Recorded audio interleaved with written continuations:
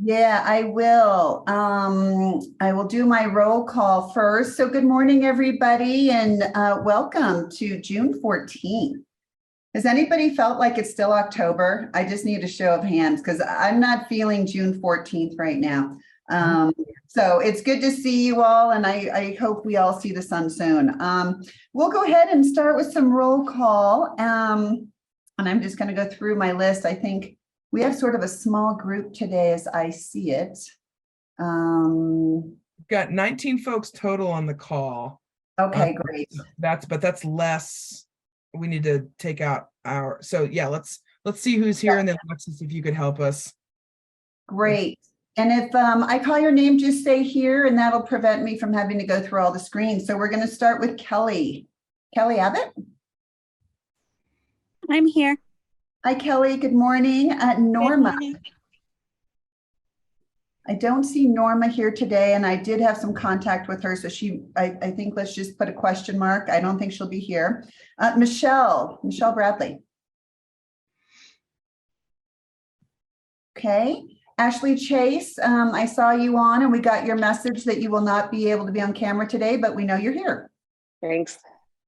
Great. Anna Cole. I think Anna is still on leave. Jenna Coleman. I'm here. Brian Cotter. I'm here. Hi, Brian. Dennis Desparios. Not seeing him yet. Janelle, you checked in earlier. Good morning. Dave Hayes. Chelsea Hill. Kevin Lash. He's here. Good morning, Kevin. Dave Lee. I'm here. Good morning. Good morning, Dave. Chase Leonard. Renee Marcotte. We know Beth, you're here, co-chair. Good morning. Good morning. Brandon Miller, I know you're here. You just came off and told us, I believe you're off camera as well. Yeah, for the beginning part, I'll be off camera, but yes, I'm here. Great. Good to have you, Brandon. Becky, I just said hello to you. Good morning.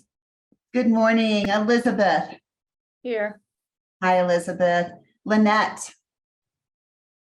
I am here. Good morning, Lynette. And Jana. Jana Zinzer. All right, friends, that's it for my roll call. Perfect. Thanks, Stephanie. All right, y'all. So we've got a more nimble group today. So with that, I think that means that we're gonna get a lot done.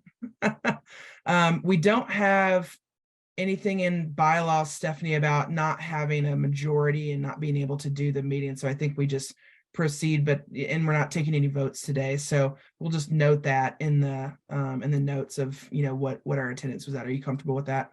Absolutely. Okay. All right, cool. All right, let's go on to the next slide. Oh, we do need to do the meeting minutes approval. Sorry. Yep. I jumped in. Yep, no worries. So yes, everybody, you should have received a copy of your meeting minutes from the May 3rd meeting 5, if you can believe that. And I would just ask, does anybody have any additions, corrections to those meeting minutes? If you do, please let me know right now. I'm scrolling. I don't see any hands up, which means we don't seem to have any corrections or additions. That means, Alexis, you did your job super well. Thank you. Given that, if I could have a motion to pass the May 3rd, 2003 meeting minutes and a second, and please announce your name as you make those motions. I move that we approve the minutes. Thank you, Kevin. Sorry. Beth, I second. Who seconded? Beth. Thank you, Beth. All right. And anybody who is opposed to passage of those meeting minutes, please raise your hand or your electronic hand. And seeing no hands raised, those meeting minutes will pass. Thank you. All right, Trace, it's up to you. Perfect. Thanks, Stephanie. Thanks, everyone. We've got some crazy dogs running around, so if you hear them in the background, they're on their way outside. Okay, so good morning, everyone, and thanks, Jordan, for going to the next slide. So as usual, you received a task force meeting recap. Reminder here, so this is for the last meeting. Want to always bring this back up. One, because it's how we're informing the report being written. So it's kind of your opportunity, in addition to the minutes, to really check how we are summarizing and synthesizing the conversation, decisions made, you know, those sorts of things. And so this is the document that you received in the email. The May 3rd, the directive discussed was the qualitative data, as you might remember, but want to give folks a chance. If there was any feedback on this, you always have the opportunity just to email us when you read this, but we just wanted to bring it up in the meeting as well. So any concerns with the way that we recapped the previous meeting here? And what does love got to do with it, Trace? That's the question. What does love have to do with it? That's the question. Kevin, were you going to jump in? Yeah, it's not a comment with the summary at all. I thought the summary was very, very good. My only comment is, beyond the summary, I was the one that made the point, I'm surprised we don't have kind of in the report that was done, the whole copycat thing, the whole peer pressure thing never made the report. So I asked one of the folks that was at the meeting, who I regularly interact with, Kent Moe, that was kind of the raw data of that report. He thought that was one of the major reports made. And it didn't make the report. So I just wanted to make Ken's comment. He said that's an issue he brought up several times of, you know, well, why running is such a threat. So again, that has nothing to do with your minutes or the quality of your minutes. That's just something that happened after that discussion.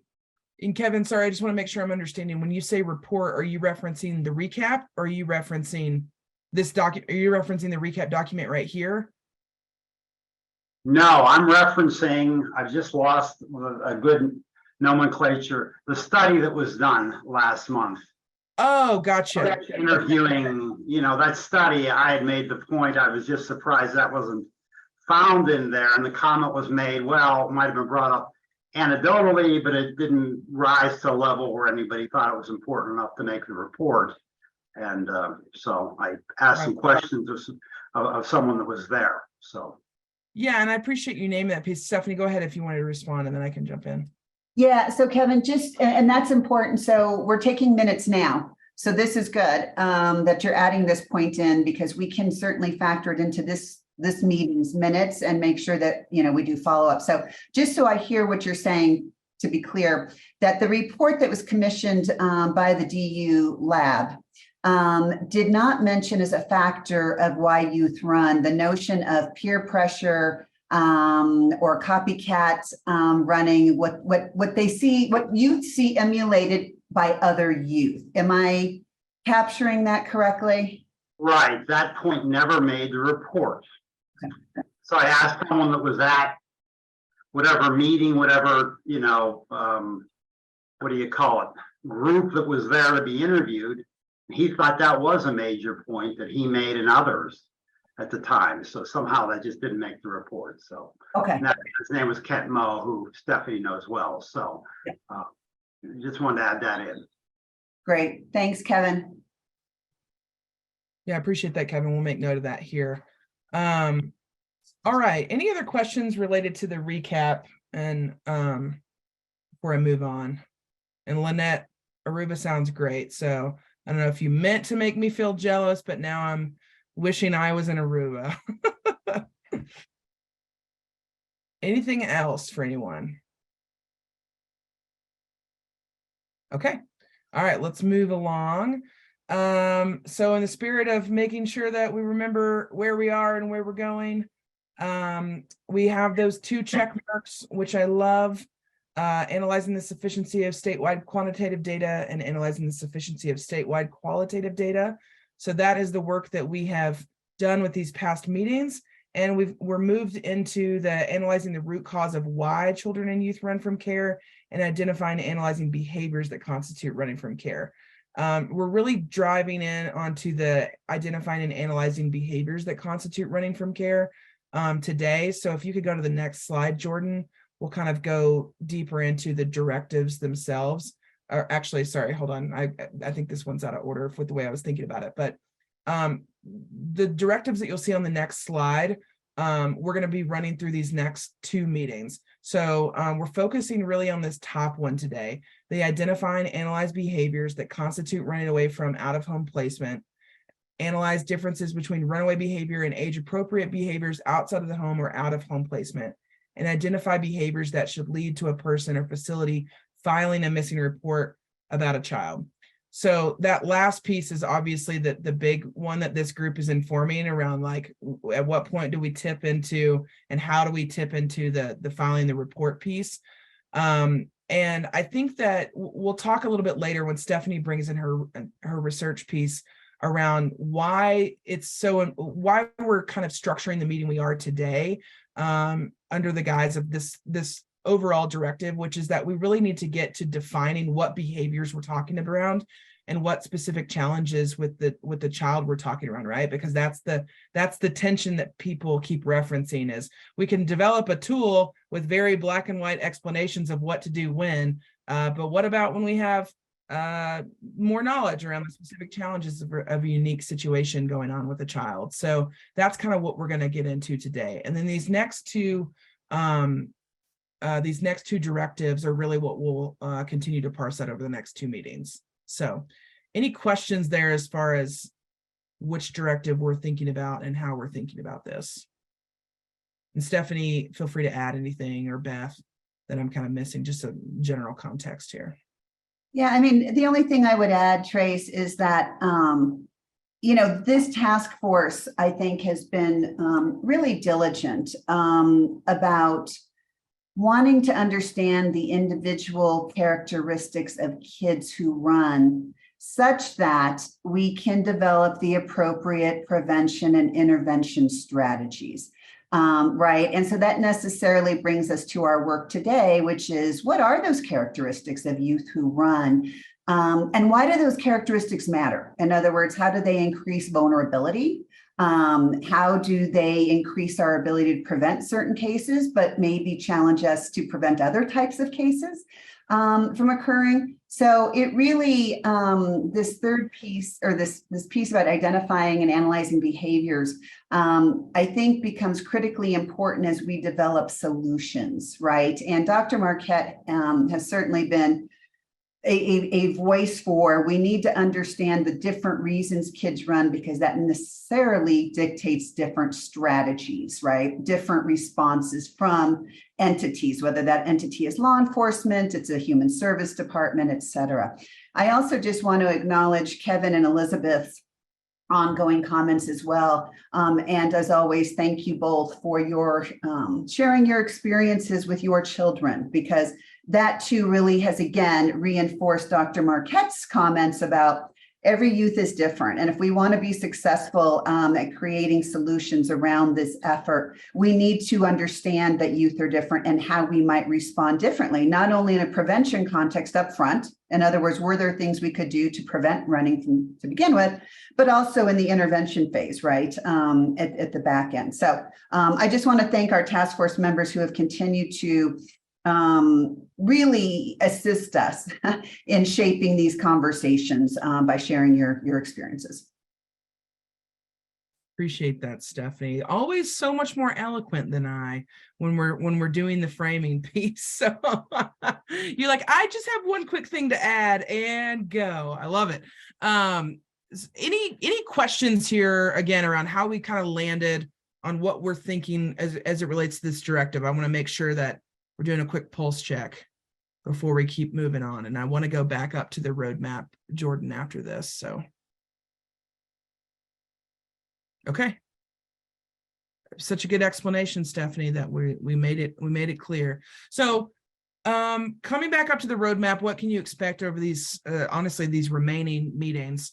Again, we'll dive into those 3 directives, really answering this overall, like what constitutes running from care, general question over the next 2 meetings.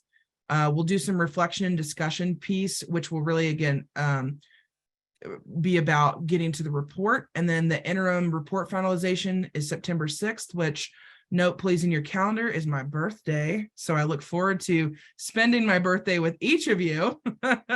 Looking forward to that. In Aruba with Lynette. So, and then October, November, December, we'll be shifting into that prevention piece more directly. So any questions here again on this roadmap? I know that we've presented this kind of before and talked through it, but wanted to make sure folks kind of understood where we were steering.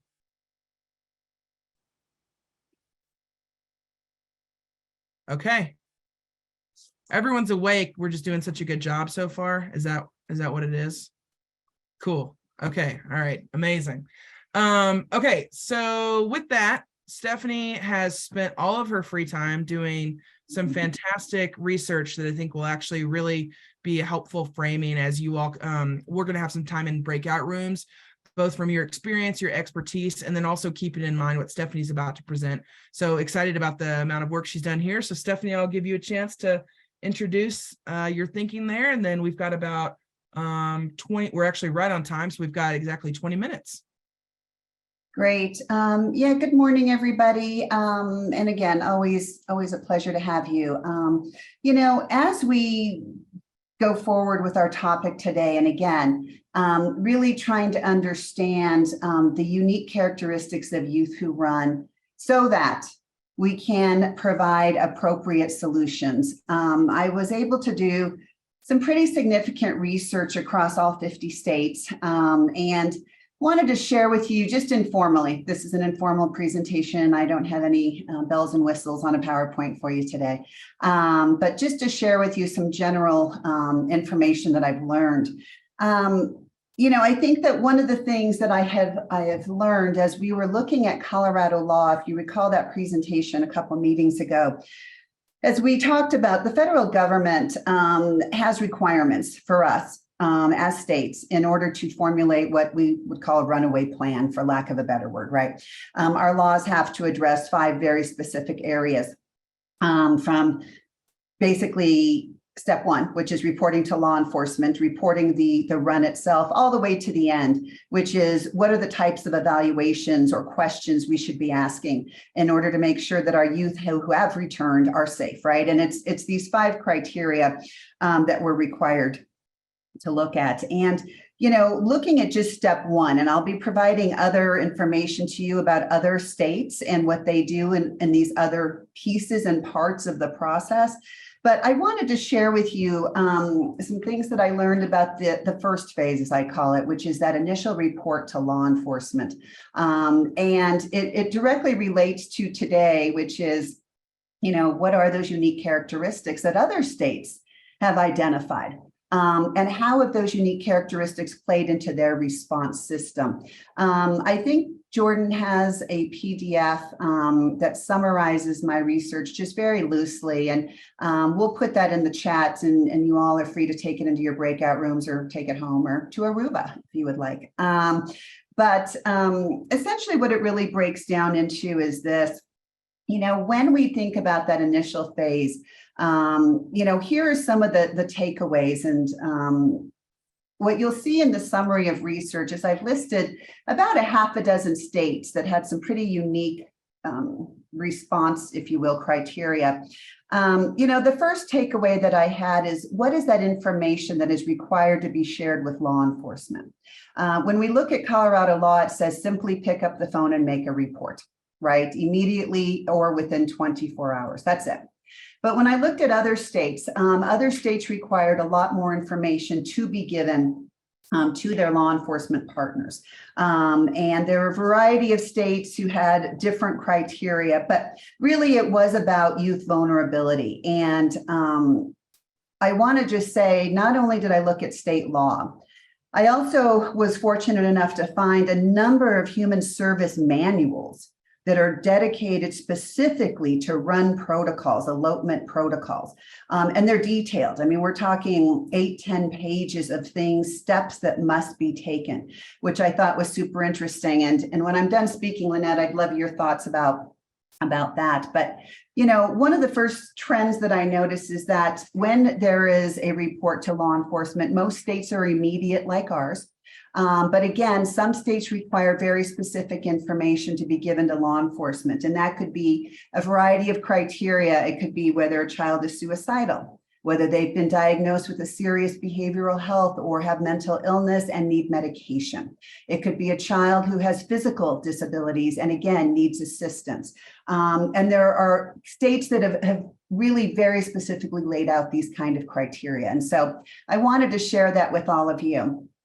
The second thing that I bumped into in that initial response, which I thought was fascinating, is that even though states have an immediate requirement to report to law enforcement, that doesn't mean an immediate response by law enforcement to find the child, right? And I think those are two very distinct things we need to consider. It's very easy, I think, to sort of morph those two things in. If I make an immediate report, there's going to be an immediate action.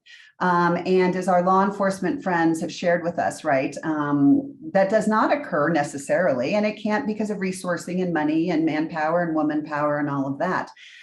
So what I did bump into and wanted to share is that there are DHS departments that actually have what they call absconder units, which I thought was super interesting. And so they make that initial report to law enforcement. Then they work with their DHS absconder units, who then have a series of criteria of what children they're going to prioritize in order to locate sooner than later. And I wanted to just share with you in one instance in particular, and District of Columbia is one of them that had an absconder unit, if you will. And there are also Tennessee, which was interesting.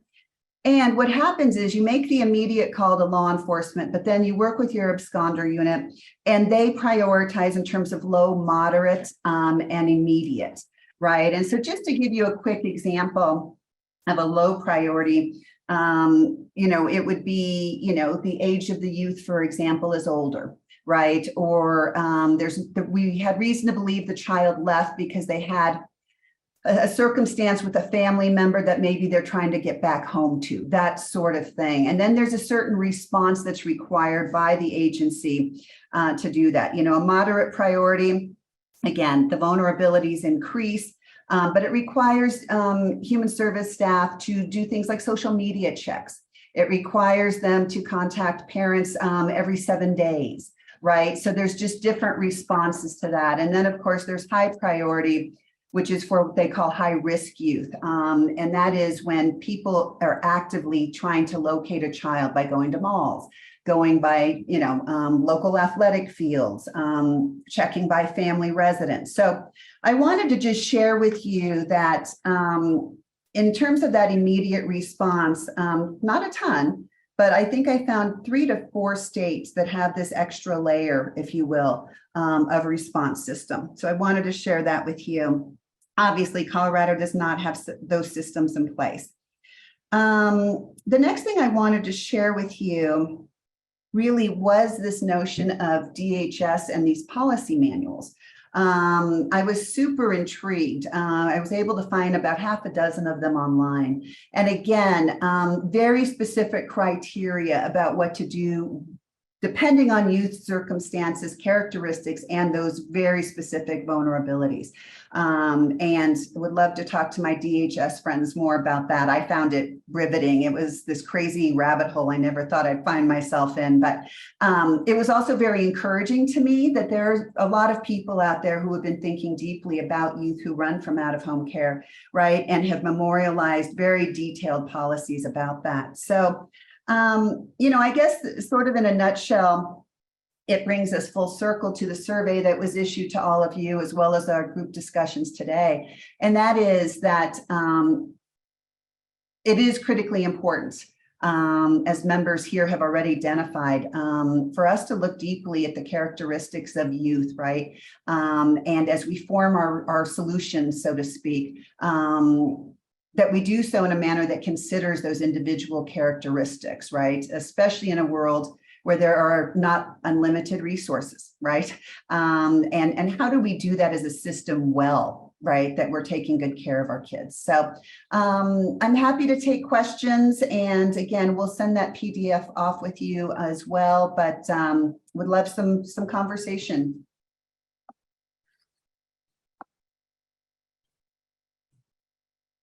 So Hi, Stephanie. This is David Lee with DYS. I just put a question in the chat, but I was really curious. You mentioned these 3 to 4 states. I mean, of the ones that you kind of looked into, where are those absconder units? What agency are they located under? Like, how are they funded? I mean, that's interesting. I'm curious, who really oversees those units and how are they paid for? Yeah, it was funded and housed by the Department of Human Service agencies themselves. So definitely these agencies, and again, there aren't a bunch of them, but they definitely have invested in this as yet another division, if you will, or programming located within their departments.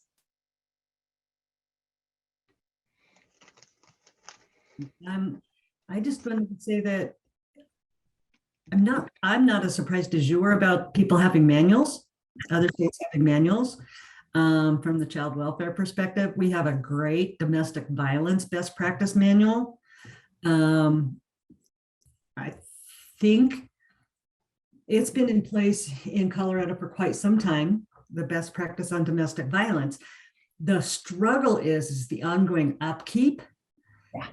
With the research and also the ongoing training with new staff and new providers and keeping the momentum alive. That's where the struggle comes. I don't think we'll have a problem in the state getting a group together to come up with a great practice manual for youth that run away. I think that's an excellent idea, actually. Really get some great thoughts on how we want to do things. Including the reporting requirements, increasing that to making sure that we're documenting and reporting disabilities and higher risk behaviors and things like that, so that law enforcement knows this kid is at higher risk for sex trafficking or being victimized than another youth. It's the ongoing that we'll really have to put some thought into, because just saying we run a manual is not going to solve the problem. Yeah, I agree. Thank you, Lynette. Super helpful. Brandon. Yeah, around those absconder units or whatever, did you come across any like data of like success rates, how many people are in the department, like those type of things? No, Brandon, I have not gotten that far at all. But you know, my intention would be that if this group, right, wants to, when we start getting to identifying those solutions, if you will, absolutely, we're going to have to dig a whole lot deeper and make some phone calls and see how these units operate, how much they cost, and to your point, are they even effective, right? Because you know, things look fantastic when you do research, as you well know, and then you call and everyone's like, yeah, but we have one person in the absconder unit. It's not that big a deal. And that person also carries a caseload, right? Like those are all the nuances that I think we need to explore. But yeah, I'm with you, Brandon. It would require a lot more due diligence.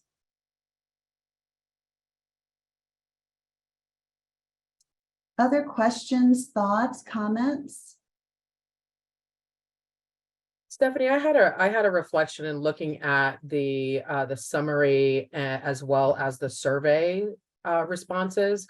One of the things that I found interesting is that one of the themes that emerged, and I know we'll talk about this deeper in just a little bit, but a lot of our task force members noted trauma as one of those characteristics in sort of considering approaches and trying to define the different groups of young people that we're talking about. And I didn't see trauma in as, you know, sort of an identified consideration in the criteria for response, which I thought was interesting.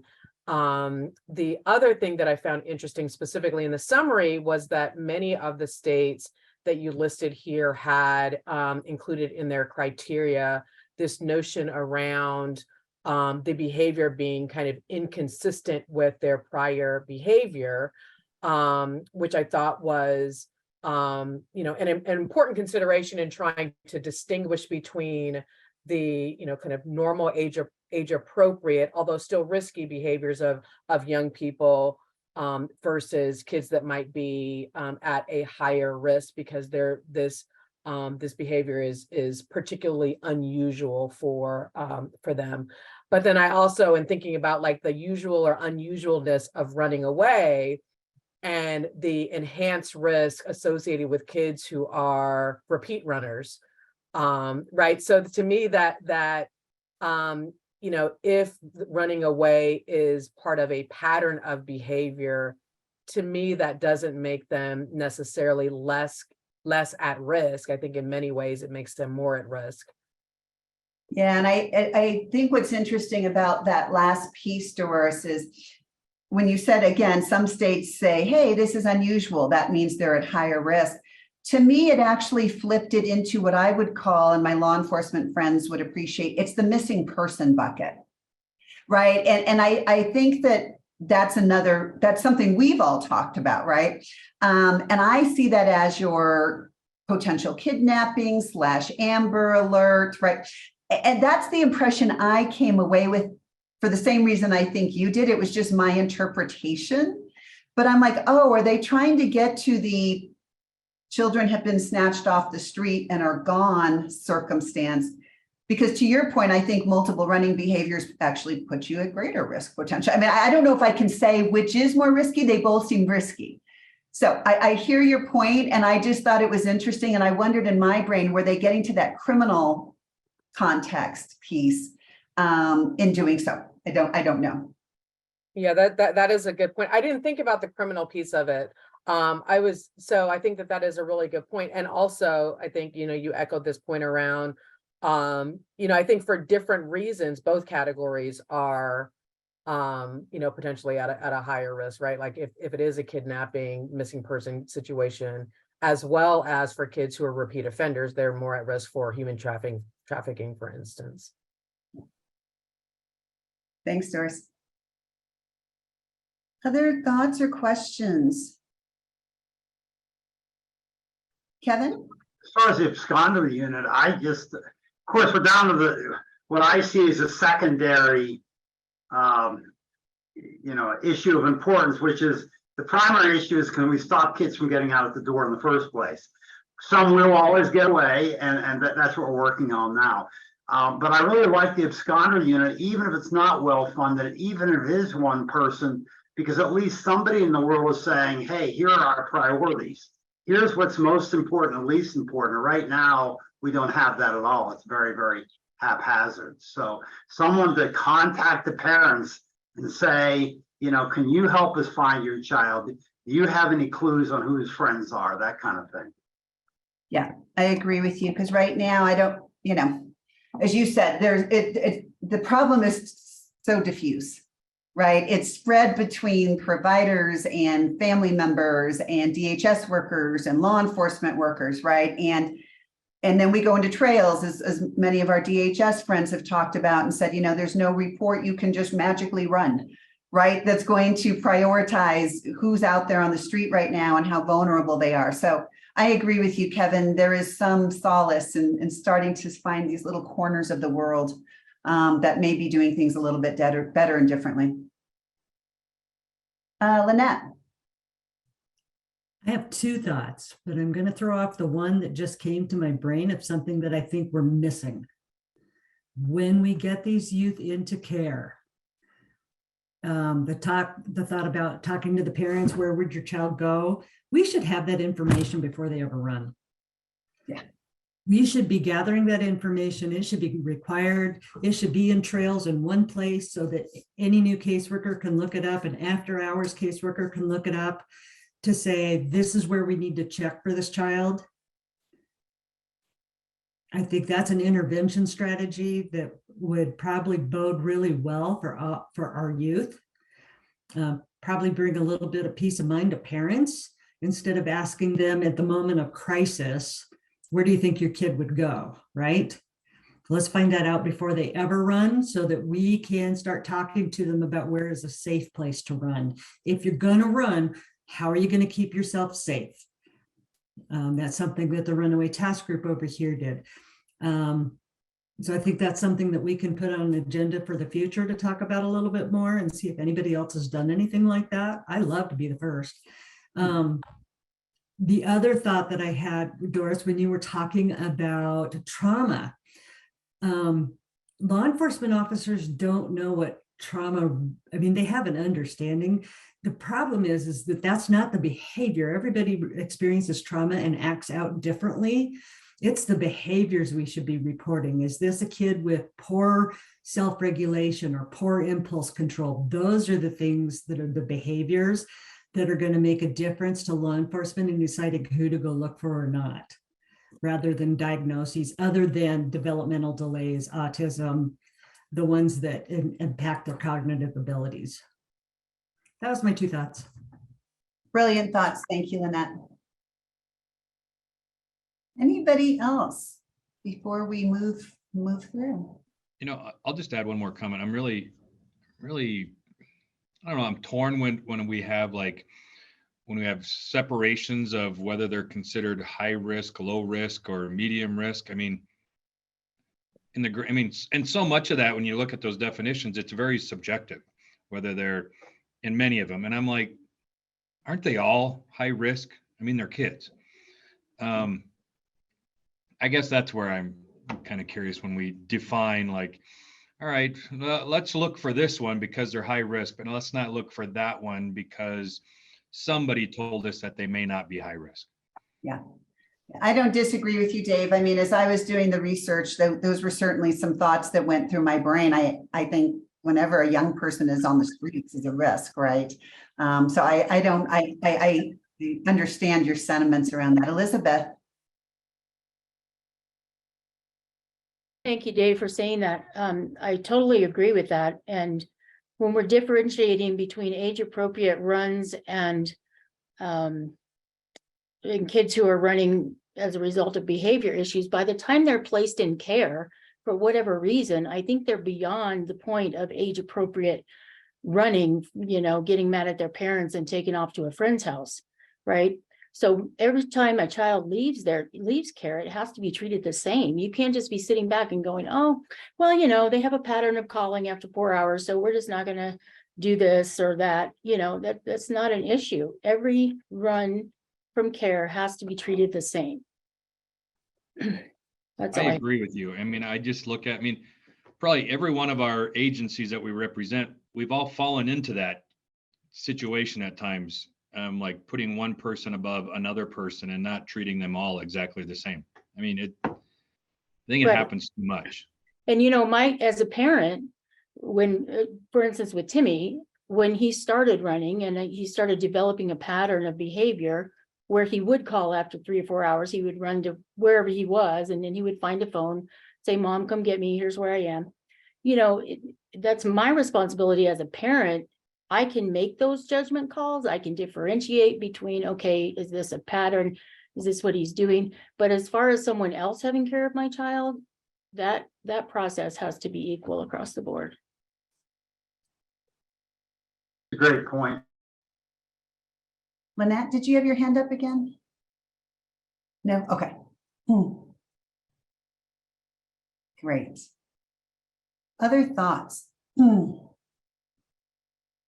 All right. Let's see. I guess the only other thing I wanted to bring up, and along those lines, as we talk about responses, I wanted to just call on Beth McNally, because Beth obviously is very involved in Denver County's, runaway youth program, as is her team. And Beth, I'm curious if you could talk to us a little bit about when we talk about responses to youth, what sort of tools are you aware of? Do you rely upon? And I know we've touched on this in our conversation with our human service friends as well, but would appreciate you just bringing in that for us for a minute. Yeah, and so with the Ronnie project, which is the Runaway Outreach Notification and Intervention, we get every single run report in Denver County, and then attempt to do engagement with the youth and family to prevent further runs. Initially, how this process has been in the past is we have used the Maisie assessment. That we're getting away from because ultimately, it being voluntary and you telling a youth, hey, I want to get to know you, and then sitting them in front of a computer to do that's definitely not, it's not the right message, right? And then Stephanie, you want me to jump into the HRV at this point, correct? Yeah, that'd be great. So the other aspect that we use, so my team does outreach with that. We're currently in the process with DPD of taking run reports entirely. And then I'm the coordinator for the Denver Anti-Trafficking Alliance multidisciplinary team, and my team gets assigned youth that are identified as high risk for either confirmed trafficking or high risk for trafficking. The tool that's primarily used with that is the HRV tool, high risk victimization tool. This was created after by the Colorado Human Trafficking Council.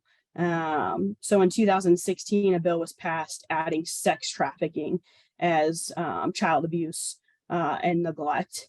And then, so the original form, and I don't know, are you guys going to upload that? The actual? I think Jordan just put the tool, the HRV tool in. Perfect.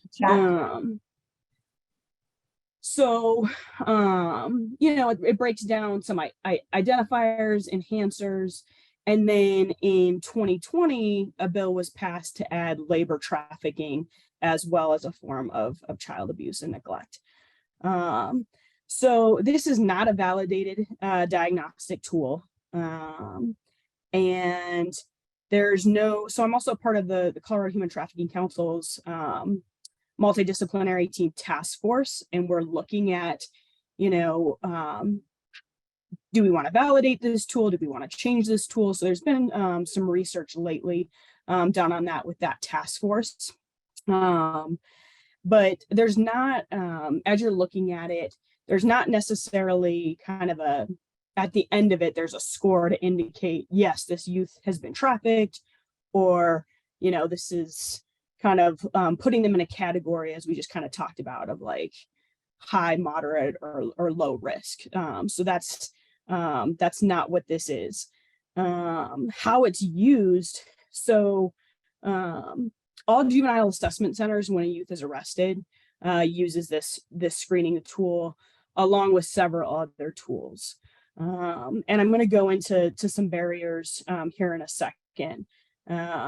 So DHS will also use this tool when they're open, and they're required if a youth runs from out of home placement, once they've been located, to use this tool as well. Other agencies, so like my department uses it. Other service providers can certainly use it. I know on Denver Anti-Trafficking Alliance, we have this tool available for anyone to use. The problem with this, and I know we've talked about it previously, is that there's one of the biggest barriers is there's a lack of training in using and administering this tool. So the tool is only as good as the screener. This should not be done. This form should not be out when you're engaging with the youth. It shouldn't be a checkbox. I know when DHS had presented an issue with this being on trails is it forces the screener to indicate yes or no on these answers, as opposed to an unknown. And then, as you can see, so there's a list of questions, and then to the right, there's a kind of a fill-in box. So again, this goes back to, this tool is only as good as the screener. How detailed are you going to be, right? So there's a question in regards to tattoos. Part of my job is I have to review the screening tool to potentially flag for the MDT. And so when I get a checkbox that yes, there was tattoos, but there's not a description, that's not very helpful, right, with us moving forward. Additionally, it's really important when you're gaining this information. So some of this information you're learning from the youth, some of it you're learning from a parent, maybe you're getting information from trails or criminal history. It's very important when you're documenting this as to who is the source of this information. Because if this tool is then being handed to, let's say, law enforcement or, my team for outreach and engagement, I don't necessarily want to bring up a topic that the youth didn't disclose themselves. Maybe it's information that a parent's given us. So that's extremely important. So let's see here. So yeah, again, how it's administered, I realize, with the juvenile assessment centers, this is literally being done, reading the questions and just kind of going through bullets. Sometimes it's being done, I think we previously talked about where DHS sometimes is having to do this over the phone with the client. Obviously, those are not best practices. And also, it's like you're looking through these questions. If this is the first time you're meeting the youth, running through all of these things, it should be very much so a youth-led conversation, and not necessarily just like, okay, next, tell me about your gang involvement, that kind of a thing. And so with my team, sometimes it takes them, three or more visits to actually fully fill out the tool. But better that than just a checkbox of no's. Also, so I know, I'm trying to think, I didn't see the one you guys released, but on trails, there's an additional box of like other comments. This should really be used, especially with DHS, of like, indicate that maybe the youth was not actually engaged at this time. Because if you're being forced to say no, is it actually no, or is it, hey, the youth was not willing to engage when I had to administer this tool? The other thing that's come up more recently with the Human Trafficking Council's task force is looking at the harm we're causing by administering this tool over and over again to the same youth. I imagine that, I know my team and I've experienced when engaging with the youth, you show up and you're like, hey, I want to get to know you. And they're even prompting before you're asking a question to say, nope, I've never done anything in exchange for money. And it's like, okay, I was just asking, like, what do you like to do on your free time? Like, that's not what I asked, but because they're, they've experienced these types of questions.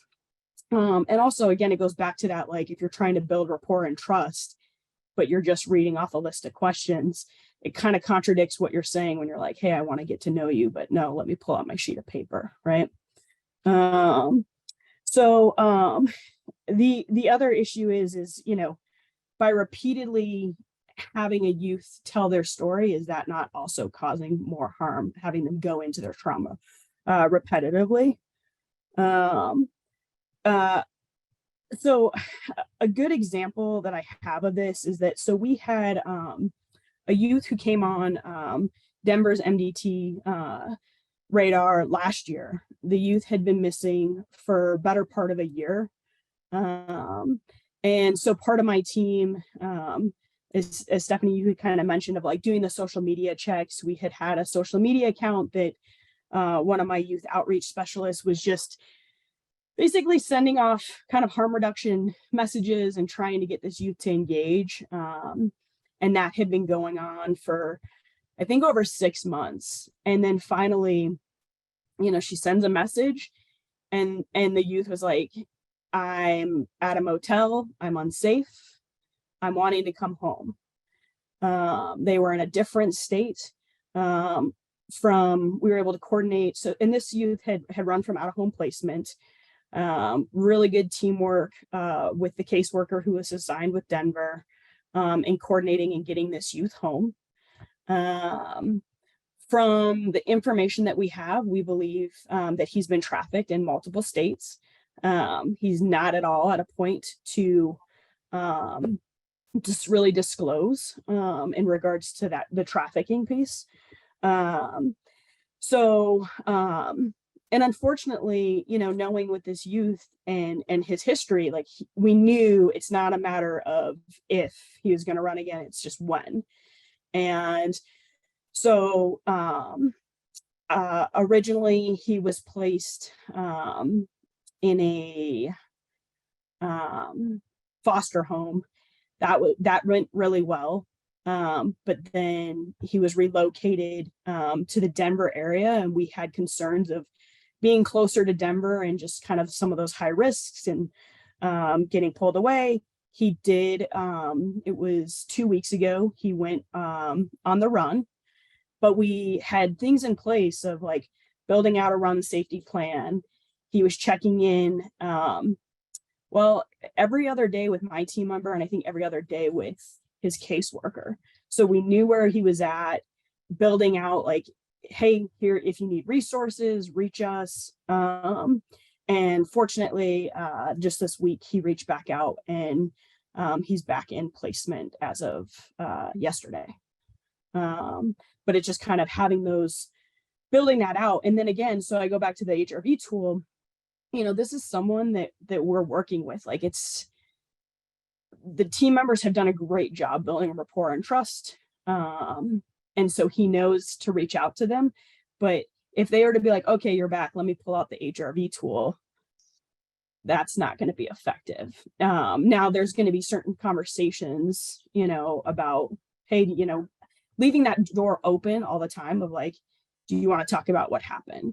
Because I certainly look at, and what our team's looking at is like, what prompted him to reach out this last go around, needing that, wanting to come back into a safe environment, because he's recently described that being in placement, that he feels more comfortable being out on the street, and being in placement feels like there's insects crawling on him.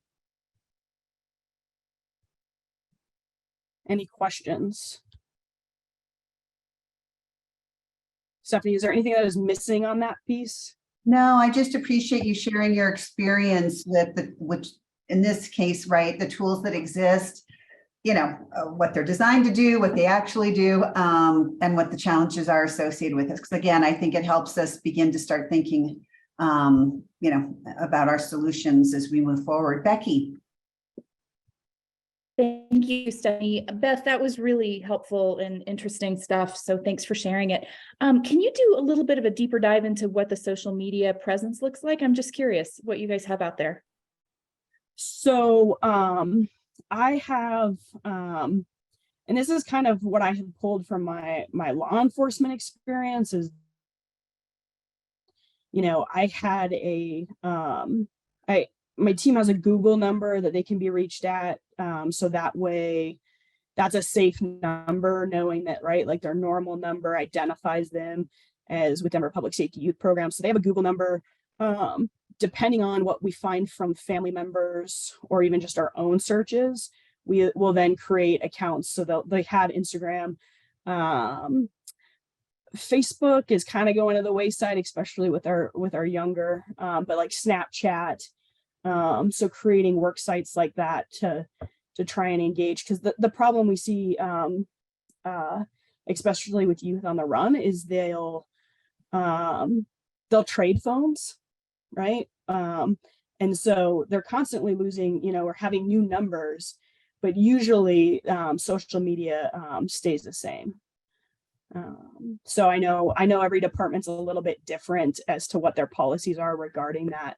But that's really huge in trying to engage. Thank you very much. All right. Any other questions? Beth, thank you. Super helpful. Oh, Doris, and then I think we're back to Trace. Trace or Doris? So I did have a question, Beth. Do you know to like how often caseworkers are using this tool? Either, I don't know if it's just in the Denver area or if there are other counties in the state that are using the tool. Yeah, Doris, I'm sorry, I didn't touch on that. So, I mean, it's a statewide mandate that all of DHS is supposed to be administering this tool. But I think going back to, I think Lynette had pointed out earlier of like this like breakdown in training, and then you have this turnover. And so, maybe your sex team really knows, okay, this is how I fill this out all the time and I know who it's going to. But there's only 7 multidisciplinary teams for human trafficking in the state. And I've come across, people in my building with Department of Safety or Denver County DHS workers that are like, oh, I didn't know there was a multidisciplinary team. And I filled out this tool, but I don't know who it goes to or what are the resources out there. So it's definitely a barrier. Awesome, thank you. And then, what we know about kids who are involved in child welfare are at enhanced risk of human trafficking, even if they're not frequent runaways and the like. And so I think, having an opportunity to really think about how a tool like this could be, fully and deeply integrated into practice, I think is really helpful, and I appreciate you sharing both your experiences in using it and also just the depth of experience it seems like that your team has in engaging with youth and understanding youth. And then one other point that I wanted to note, just as an observation in the story that you shared, was that the work with young people is not just about kind of the post runaway assessment identification, walking through this tool, but also developing strategies that are what I would call risk mitigation. So assuming that the youth will run away again, how can we stay tethered to them, or make sure that they have some kind of a lifeline to be able to re-engage and reduce their risk of potential significant harm if they do run away. So I really appreciated you sharing in the narrative that piece as well, because I think as this task force thinks about approaches, thinking about both prevention and intervention, that I think on the intervention side includes risk mitigation. So, reducing the risk of significant harm. All right, I'm going to jump in, y'all, and appreciate Stephanie and Beth and Doris and all the questions and whatnot. I'm looking at our time, and this is a short meeting today, so I'm going to keep us moving forward if folks are okay with kind of wrapping up this portion and moving to the next. Stephanie, do you feel good about that? Absolutely. Okay. All right. Thanks, y'all. And Beth, thanks again for that. I want to couch us back in as we go into this next piece. I'm just putting back in the chat this directive that we're really kind of honing in on, which is going to kind of take us out of the sky and back into this. What are we really answering and what are we really trying to get at here? So a couple of things I want to pull out. One, I'm hearing you all around kind of all situations are, we don't have the right language right now. So I don't want anyone to, the exercise we're about to take you through, by no means do we think we've identified the right buckets. We're just trying to give a stab at something to start from, and would love to hear your feedback. And that's really obviously the purpose of this group, as we continue to define this quote unquote criteria of who these kids are and what the unique challenges might be. Dave and Kevin and Lynette and Elizabeth, I'm hearing you all on the all runaways, or all kids who are running from care are urgent, right? So we're not saying that those aren't urgent, and we also recognize that different kids, per Dr. Marquette's piece, different kids might require different responses. And so can we drill down into what those different unique challenges might be? So just kind of bringing us back to that. I appreciate the folks that filled out the survey. I think the role of the survey was really, as we talk around strategies, we wanted to hear you all's thinking. And so Jordan put together a really great summary that I want you all to have just as a tool as you go into your breakout groups. If someone in your group is someone that's already filled out the survey, it's something to just reference back to. But the questions we're asking in the breakout groups are actually not the same as we asked in the survey. So if you answer the survey, it's not that we're not asking those same questions. What we're really drilling down into for purposes of these breakout groups is criteria. So as you look at that, directive: identify and analyze behaviors that constitute runaway from care, analyze differences between that runaway behavior and age-appropriate behavior outside of the home and outside of placement. What are those differences and challenges and nuances that this group really wants to ensure that we capture? So Jordan, I appreciate you dropping in the summary. I'm also going to drop in this note catcher, and I'm going to talk through it if folks could kind of go ahead and click into it before we send you out. And sorry that I'm kind of speeding through, but I want to make sure we have enough time in our breakout groups. So we've got groups of 5 or 6 folks, and really what we're looking at, and again, I don't want folks to be turned off from this idea of how we initially bucketed, which is immediate response, moderate response, and non-emergent response. I don't know that non-emergent is the right language. Clearly it's not, based on the conversation that we just had. But I think that the spirit of what we're getting at is when we think about analyzing behaviors and we think around what we should be creating urgency around. And this is also going to help us inform the who. Who are we asking to respond in different situations, right? Like what does this really trigger as far as the response goes on the systems side? So just kind of want to give all that context. We took a stab at, based on the survey responses and based on previous conversations, Jordan took a stab at creating buckets that we already hear are things that we need to consider. So a child's youth or age, right? We know that a 16-year-old is really different from a 6-year-old. And what does that actually mean to you all? Child and youth's medical history, right? Are they on medication? Is there something specific in that in their medical history that really should prompt a different response? And also similar on the behavioral health. Was there a threat that was made? Is there a self-harm risk assessment that has happened? Also with the medicine piece. And then, you know, I've heard you all talk around the piece around placement and history of running from care. You know, Elizabeth, I appreciate your background.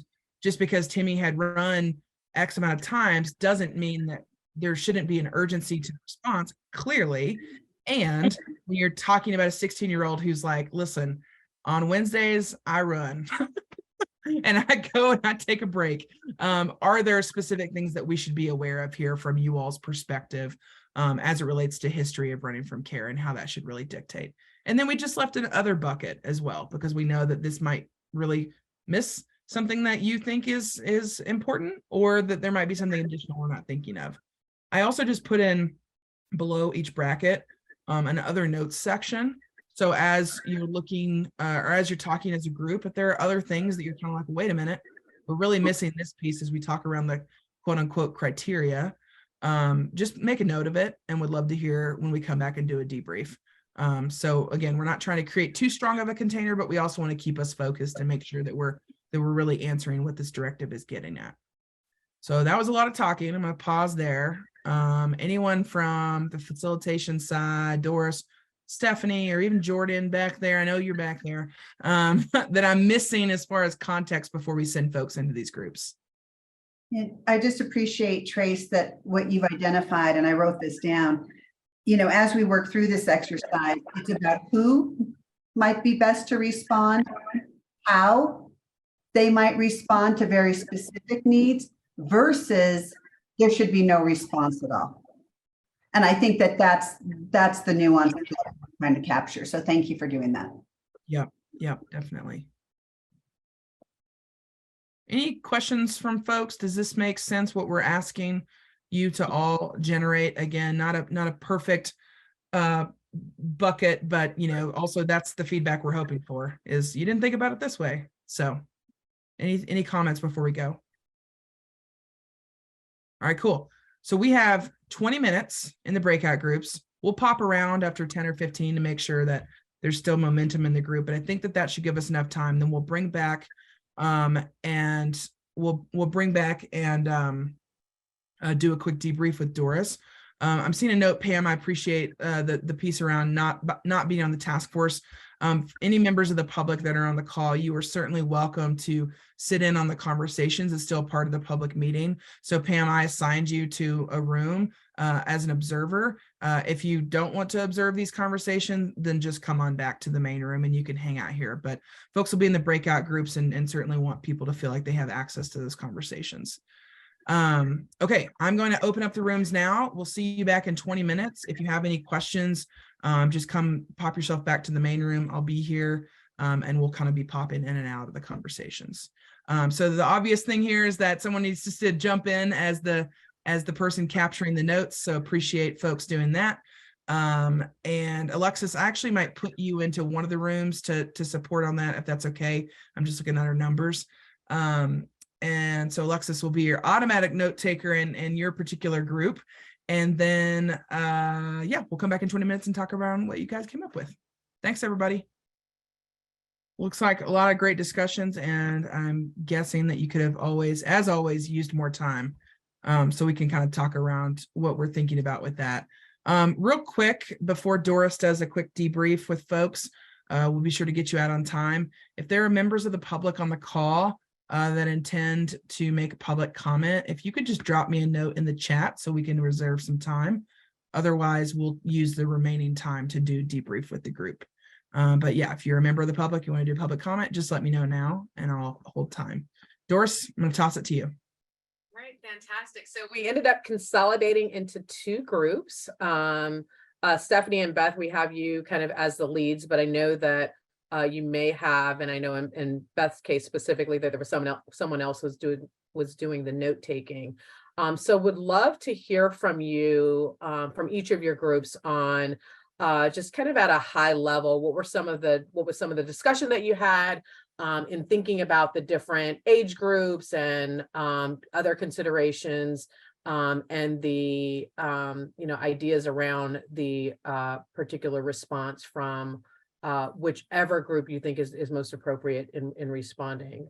So I'm going to turn it over to you, Stephanie, first, and then to Beth's group. Great. And I'm turning it to Lynette, who's going to be our spokesperson. Fantastic. Thank you, Stephanie. Yeah. So we all agreed on one thing, that none of us liked the non-emergent response. We could not come up with a circumstance where that was an appropriate response. We did, though, try to define some parameters on what we could call an immediate response versus a moderate response, because we struggled with moderate as well. But we kind of came together with 3 or more officers are assigned to look, plus whatever the agency is doing to look for youth. That's more of an immediate response. That's an urgent, quick, we need to find them. Moderate response was at least 1 officer and an agency looking for a youth. So that just kind of gave us a framework to start then answering the questions. When do we think there needs to be all hands on deck, so to speak, for an immediate response? And we all agreed that if it was a child 12 and under, I think we said 11, but I think we came back together with 12 and under, a younger child, that should necessitate more of an immediate all hands on deck type response. Whereas a teenager could be slightly more of a moderate response. They have more resources, access to technology, know how to locate people, things like that. The child's medical history, we agreed that if a child is on life-saving medications such as insulin, diabetes medications, anti-rejection drugs, if they've ever had a transplant, if they're on dialysis or something like that, that necessitates an all hands on deck approach to trying to locate that youth or that child, regardless of age. Okay. And then if they're on other medications, but they're not necessarily something that if they don't get on time is not going to cause an untimely death, that might necessitate a little less urgency, but not necessarily no urgency. And then when we moved over to behavioral health, we talked about recent or current traumas, like being recently victimized, emotional, physical, sexual, whatever that was, suicidal ideation, self-harm behaviors, and historical victimization, like knowing that they have been a drug courier in the past, they've been sex trafficked in the past, those types of things for youth behavioral health concerns, or IDD population or developmental disability population of youth. those should necessitate definitely a much more urgent response and more people looking for youth versus those that run away based on peer pressure. They're going in a group of other kids, the type of copycat behaviors, no history of self-harming, suicidal ideation, no recent history of traumas, those types of things. Those are factors to consider in how many people go looking, I guess. Child's youth placement history, we said it shouldn't matter. First run, 15th run, they're both equally dangerous. So you can't say that a youth that has never run before, that isn't the youth we should go look for, because they really don't know where to go. And they are more susceptible to a lot of things than a youth that's run 15 times. And unfortunately, that youth also is more likely to have encountered sex traffickers or the drug community or other victimization incidents while they were on the run. They're also maybe be more likely to know where the youth outreach shelters are and programs and different things. So we just said that history of child's placement in history of running should not even be a factor in what type of a response. And then Dave Lee from the Division of Youth Services talked about their team that goes out and looks for youth that have been committed to the Division of Youth Services, and the training that's required for for searching for these kids, and the special training that some of them have in how to search social media to locate and find youth that are have left care without permission. And that's a gap that's in the Department of Human Services for sure, but something that the Division of Youth Services is something we could learn from. Did I capture it all, Stephanie? Okay.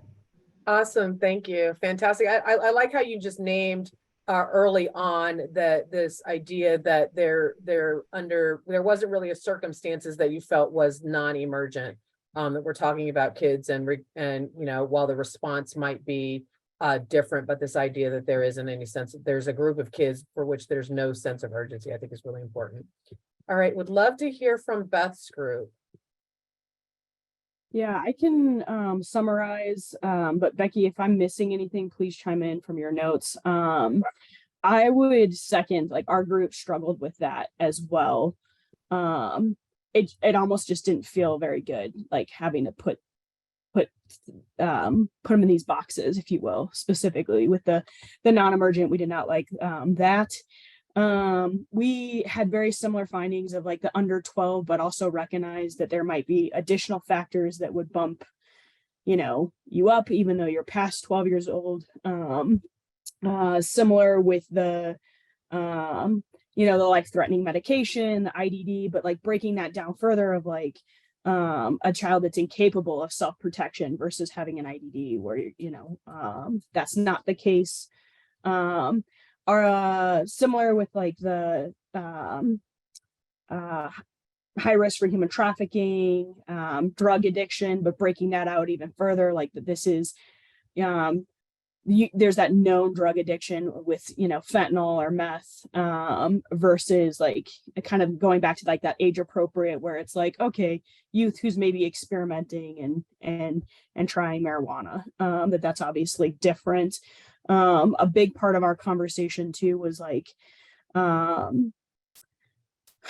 wanting to standardize like what information should be required and relayed to the response team, because that's gonna build out more of that trauma-informed response, and giving the best care and interaction, whether that be law enforcement or another service provider engaging with the youth. So talking about like trauma response, if the youth is autistic, pregnant, maybe needing those additional resources built out, having kind of that medical standby, if you will. So that was just kind of something else that we had talked about in our group. Am I missing anything, Becky? I thought that was great. You got it. So thank you, Beth. A lot of alignment across the groups. And then I think also in going back to the research that Stephanie reported on earlier, I think that there's some overlap there too. So really good ideas, and then also some consistent ideas with across your two groups, and then also with what we learned in the research. Right, fantastic, great thinking. I know that that it probably still felt like not enough time, but great thinking in the time that you all had. I think I'm turning you back to you, Trace, to see if we had any public comment. Yep, thanks, Doris. We do have a comment from Pam. So Pam, we have 4 minutes left. So I actually would love for you to voice over the things that you shared with me in the chat, if you're willing to do so. If you want to come off mute real quick, that'd be great. Sure. And if you could Let me- introduce yourself for the purpose Okay. of the record, thank you. Absolutely. Pam Trelaw with Shiloh House. We are provider, residential, and whole continuum of care. So just some thoughts coming up from the clinical perspective, right? From the licensed clinician working with these kids. Just shared that from a provider experience, we have had law enforcement, different jurisdictions kind of use their own criteria in saying, okay, we'll take this call or we won't take this call, such as if a kid in our short-term care has a history of run, is an older adolescent, and always comes back after 2 hours, right? And so as a provider and clinician perspective, there's just some concern and pause, and that was mentioned by one of the groups, of not standardizing kind of, well, they'll come back, so we won't look at it, because anything can happen. As soon as a kid is brought into residential care, usually they're such high level that even though that's a pattern behavior, it just takes one time for, you know, it to switch to flip in their head and for it to be higher risk. So just depending on history of runs is clinically of concern, because anything could happen. And then also when there were some conversations about, you know, age, I think it's just important to note that chronological age is very different than developmental age. And so a client might be 16, might be conduct disorder, might seem like they are functioning as a 16-year-old, but really they're kind of more at that 8 or 9-year-old level for different developmental needs. So I think that's a clear clinical factor. And then also noting that this is probably more so with residential care, when we're taking a look at the immediate response level for children or youth with their behavioral issues, probably getting an updated clinical assessment, right? Like this kid is actively psychotic, or they're in their depressive stage of their bipolar right now. And so they're sharing some suicidal ideation. So making sure, if at all possible, there's updated clinical information and making that decision of if it's an immediate response or not. Thank you.